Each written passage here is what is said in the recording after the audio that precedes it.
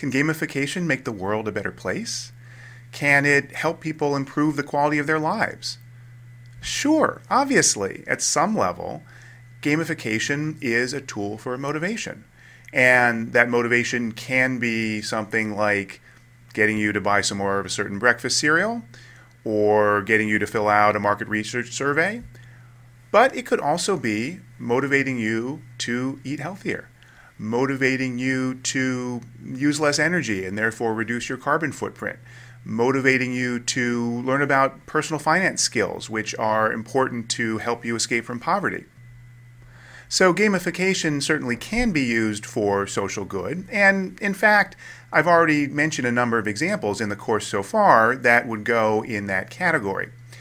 But it's still worthwhile to look specifically at gamification in this area for a couple of reasons. First of all, there's some different issues. There's some unique challenges for gamification in the social impact or social good arena, and some interesting opportunities or techniques that seem to work more effectively for these kinds of applications.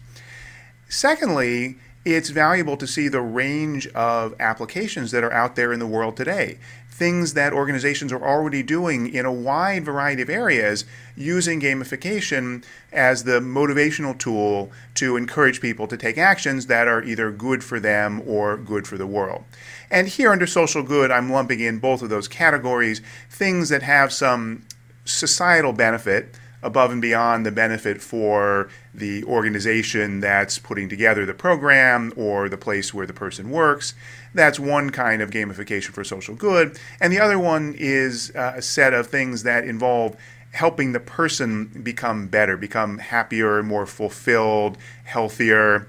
That may certainly tie into broader social good, and it may tie into the business interest of certain companies, but fundamentally the applications are about making people better, making them more awesome. So I lump both of those into the category of social good and talk about how gamification can be applied in those areas.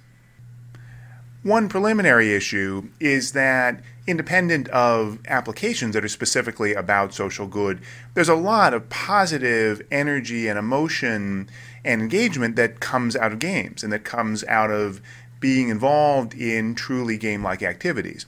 This is something that Jane McGonigal goes into in detail in her book, Reality is Broken. Games produce positive energy, they produce sociability, they make us more focused and engaged on tasks, and so forth. So there's a lot of potential good in making things more game-like.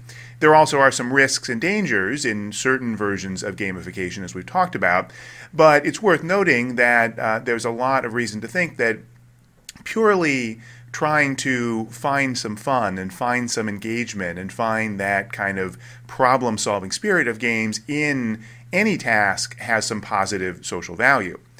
But specifically, what's different about gamification in a context where the application is deliberately focused on some kind of social impact or personal impact? The first issue is motivation, and it goes to the element of relatedness under self-determination theory. As I talked about, relatedness is one of the three components of intrinsic, internal, self-directed, inherent motivation under self-determination theory, and it's the one that has to do with being part of something bigger than yourself. That might be interacting with friends, or it might be the activity having some greater meaning or purpose. When we're talking about social good applications, that's there almost by definition. That's what distinguishes these kinds of situations from other ones. There is something involved that is bigger than the individual. There's some larger social good or some larger life well-being good involved in the activity. But it's not always simple to unlock the power of that sense of relatedness.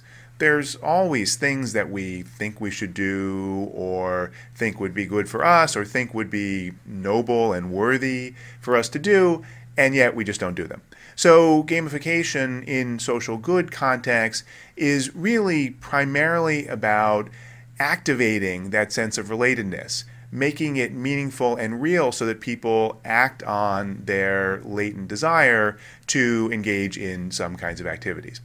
Second one is that there's a caveat there, which is that to the extent gamification is about rewards, people might question, well, is there something troubling in saying instead of just motivating you because you think this is good, you're engaged in this activity because you believe in protecting wildlife, or you are concerned about climate change, or you want to learn something that is beneficial to you.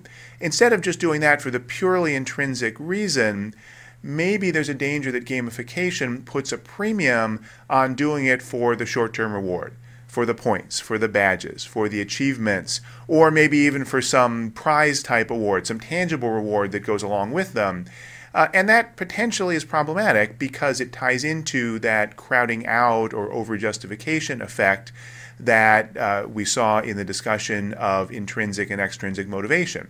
To the extent that gamification for social good is about game elements and their rewards replacing or substituting for the inherent relatedness-based intrinsic motivation of the activity, that could be a bad thing. That could actually lead to less beneficial activity. For example, as I described in the study of daycare centers where giving people a penalty, charging them for coming late, actually made them come late even more. So that's something to keep in mind and to avoid in these contexts.